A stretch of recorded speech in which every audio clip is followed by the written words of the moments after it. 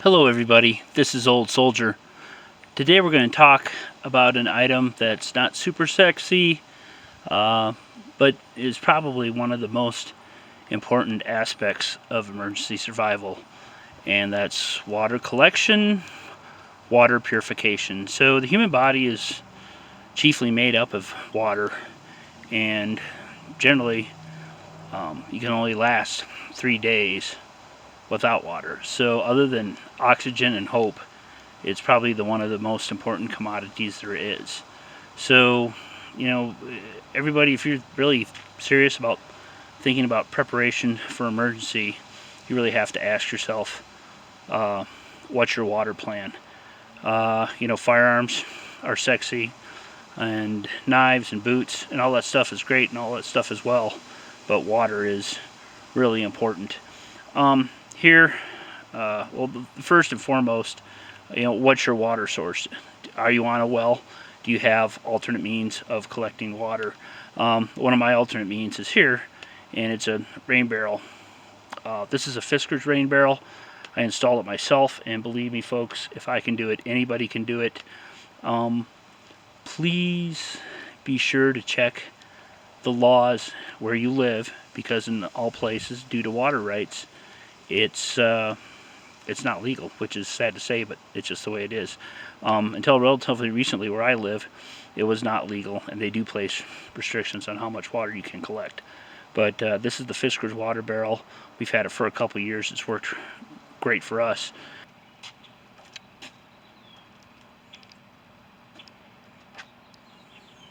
And in non-emergency times, we use it primarily for the garden, and it works great.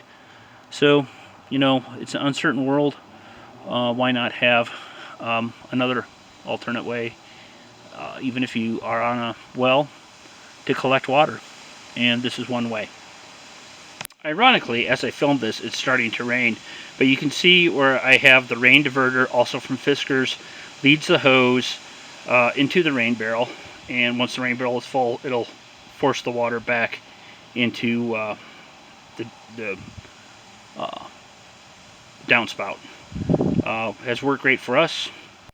Once you collect water, you'll need to purify it. Even public water systems and wells can be contaminated. You can always boil water to purify it, but it takes time to do that and a method to heat the water. Additionally, it takes time to let the water cool. A stationary in-home water filter is one solution. This one is one that I've had for about 8 years. It is an Aqua Rain. It's made in the United States. It's made of stainless steel. It uses ceramic filters. Simply fill the upper chamber with water. It is filtered through the ceramic water filters and fills the bottom chamber. Filters are cleaned with a green scrub pad every 4 to 5 weeks. Life of the filter from the manufacturer's specs are about 10,000 gallons. We generally run tap water through ours. It does make the water taste better, but I have taken it camping, used river water, and I have also run water collected through our rain barrel through it with no ill effect. I should note, as with any water filter, it takes water.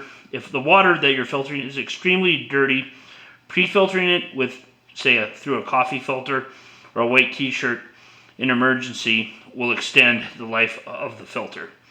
Also, this is one water filter. This water filter, it takes no it takes no electricity.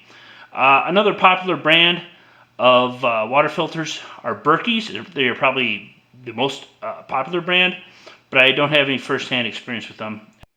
Water storage is a topic worthy of conversation. Whether it's a couple extra cases of water bottles or a couple of large containers filled with water, it's good to have some water on hand. This varies wildly on your needs, your environment you're in. If you have a water source, if you have a river close to you, or a stream, or even a surefire way of drawing from a well, maybe not as important. But if you don't have those things, it never hurts to have a little water on hand.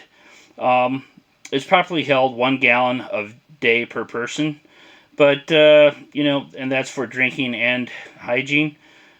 I would err on the side of caution. 2 gallons of water per person per day, and that's for drinking, food preparation, and hygiene. And one thing I should note, a lot of emergency rations are freeze-dried or dehydrated and require the addition of water. It's good to have more rather than less. Your own needs, everybody knows what their own needs are, but it is something to think about. Please just bear in mind, in light of emergency or emergency preparedness, please think about storing a little bit of water. Another product that bears consideration and mention is the Aqua Pot Emergency Water Storage Kit, or Aqua Pot Kit. Quite simply, it is a liner for a bathtub.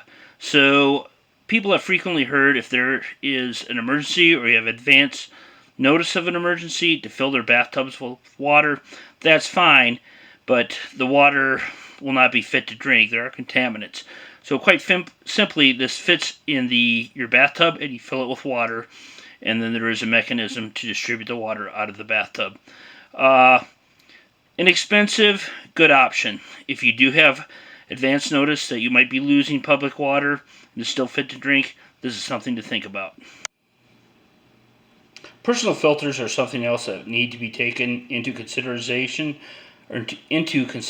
for your plant or for family members. Here I have the Life Straw and the Sawyer mini water filtration system. Both are widely available, both are relatively inexpensive. The Life Straw is a little bit cheaper. I think that one was right around $20. But the filter level is 0.2 microns, and I believe on the Sawyer it is 0.1 microns. Also, the life of the Sawyer is considerably larger, with 100,000 gallons as opposed to 1,000 liters from the Life Straw. But that said, a filter is better than no filter. I don't have one, but the Survivor filter, haven't used it, don't have one. Have had friends highly recommend it.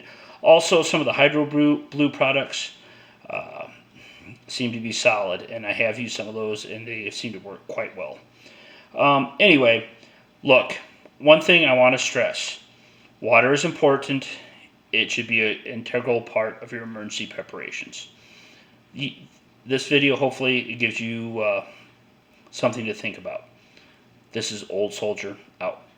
As a little bonus footage, this is Loyal Assistant's last batch of apple butter that she canned from our apple crop. So I've had some this morning. It tastes delicious. And this is what we did also besides apple chips with the apples and apple pies.